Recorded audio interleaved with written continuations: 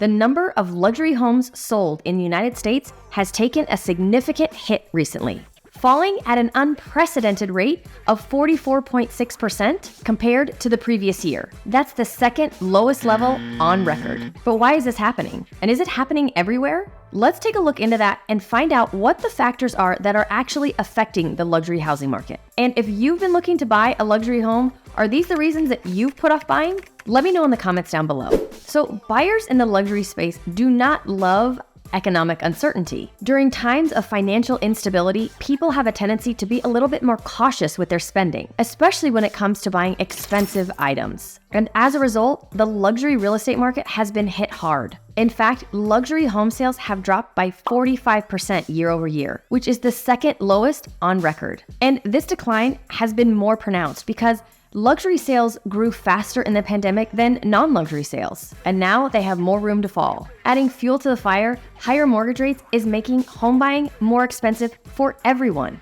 but especially luxury buyers. Those higher mortgage rates can add tens of thousands of dollars to the price tag of a luxury home. So those high-end buyers are experiencing some sticker shock right now. Now, one bright spot when it comes to mortgages in the luxury space is that the jumbo rate mortgage is actually showing a lower interest rate than a regular conventional loan right now. And this does help. Now, you do have to keep in mind that many of the people that are buying luxury homes are paying cash over getting a loan. So it removes that roadblock for them, but it does not remove that psychological barrier that some put in place just because of the prices and the mortgage rates. I mean, after coming from a market with a 2 and 3% mortgage rate, now having it be in the high 6s and sometimes in the 7s, psychologically, it just puts buyers on their heels. Now, another reason that the luxury housing market is having a little bit of a struggle is because those buyers are usually tied pretty close to the stock market. Many wealthy home buyers have a significant amount of their wealth tied up in the stock market. And after stocks having a very turbulent start to 2023, after its worst since 2008, these investors are becoming very cautious about their investments in real estate. Elevated mortgage rates and softening prices have cast a shadow over prospective real estate returns, leading them to explore other investment opportunities, not to mention the threat of the debt ceiling not being resolved. Now that it has, it will be interesting to see how things change, both with interest rates and with their overall perspective on putting their money back into real estate. It's really uncertainty that's the main driving factor that is slowing down the number of sales in the luxury market. I mean, if you're investing millions of dollars into a home, you want to make sure that it's going to hold its value. Now, this is not true for every buyer, but some are thinking to themselves that they just want to wait and see how things play out a little bit more, while others are jumping right in. Now, after 25 years of selling real estate, I have amazing contacts all across the US. So if you're looking to buy or sell a luxury piece of property and you're not sure who to talk to, take a look at that pinned comment down below. You'll find my phone number and my email. Reach out to me and I will personally connect you with a person that can help you with everything. Now, the drop in high-end sales is concentrated to expensive markets on the East Coast and in California. For example, luxury home sales in Miami dipped by 68.7% year over year. This decline was the largest when you look at the most populated metro areas. Other markets such as Nassau County, Riverside, Anaheim, San Francisco, and San Jose also saw significant declines by like 40 or 50%. Now, most of these areas were already the least affordable in the nation, and rising mortgage rates has just added fuel to that fire. And some of these markets really saw a big surge in luxury properties during the pandemic, which is why they're seeing such a drastic shift right now. Now, this, coupled with new taxes in some of these areas, is really driving these luxury home buyers to look at luxury homes in other cities. If the owners of these homes don't have to stay in these high tax states, they have then been making the decision to move to lower tax states and take their family and sometimes their businesses. Now, many feel that the Phoenix Scottsdale market has really gone crazy with luxury homes over the past few years, and quite frankly, it kind of has. But what's the most interesting about our luxury market here is where the luxury homes are actually concentrated. Now, we've always had some pretty specific communities and neighborhoods and cities that were really highly concentrated with luxury homes, them being Paradise Valley, the Arcadia area in Phoenix, North Scottsdale, and the Biltmore area also in Phoenix. And normally when luxury buyers would come into the Phoenix market, those were primarily the areas that they would want to look in. Now, these are all still considered to be luxury markets,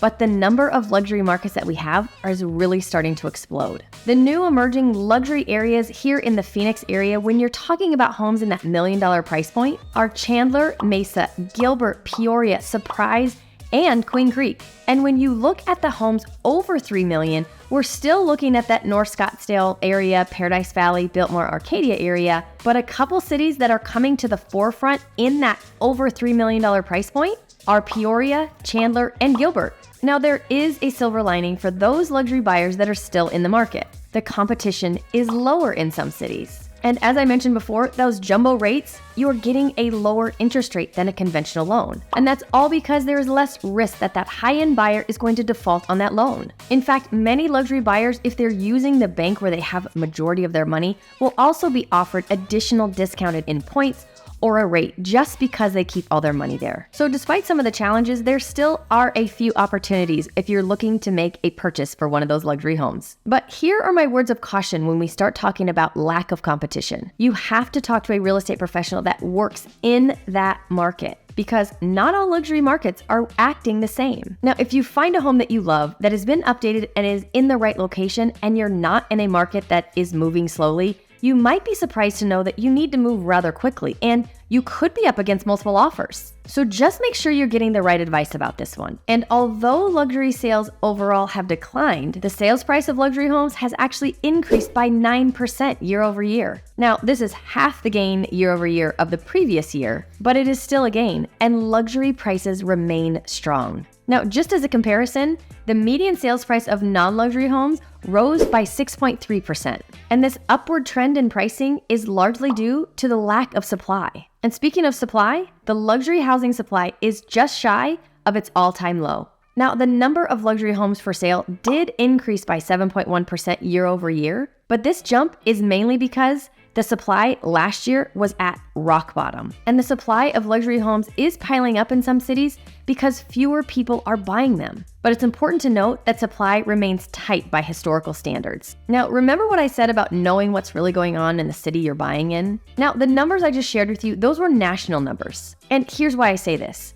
The numbers in the Phoenix Scottsdale market are not historically low. And with the overall economy and the housing outlook, that might make you think the prices are coming down, and you would be wrong. From this chart, you can see that our inventory between 1 million and 3 million is sitting at the second highest level. Now, I didn't break these down into smaller price range groups because they were all sitting right at the same spot. However, that's not always going to be the case. It just so happens that right now it is. And the inventory over 3 million has just come down to meet the inventory levels in 2022.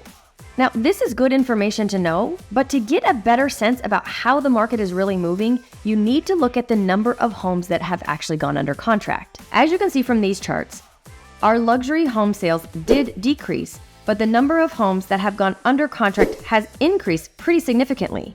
And when you take a look at the number of homes that have gone under contract over 3 million, that is showing a much healthier luxury market. In fact, the prices for homes over 3 million in our market are up 3.4% year over year.